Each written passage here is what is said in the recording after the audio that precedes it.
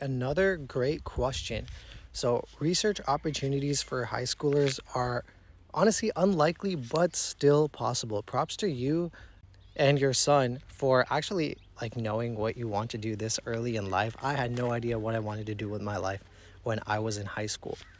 So you can cold email people and get research opportunities at universities. However, not a lot of people will take you seriously because there is a lot of extra paperwork that goes into minors working in a lab.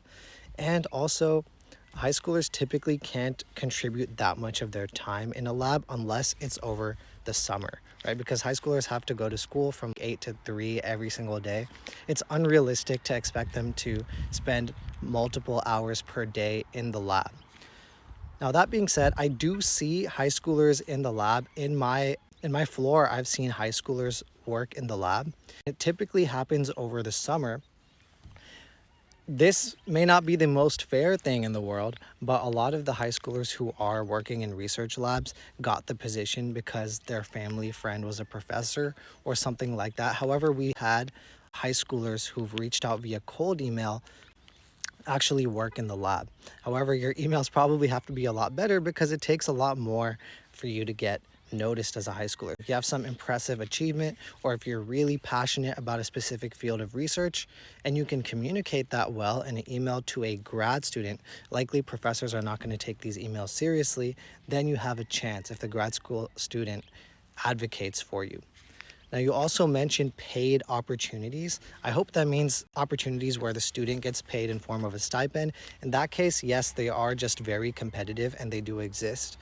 If you have to pay to do research, I would be extremely cautious because you could very easily be getting scammed. You shouldn't have to pay to do research. That doesn't make any sense to me.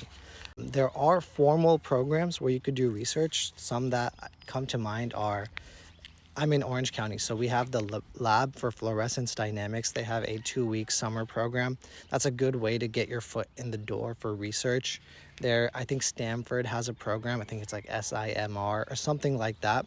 Those are good formal opportunities to get your foot in the door and get exposed to research before you can actually join a lab in undergrad.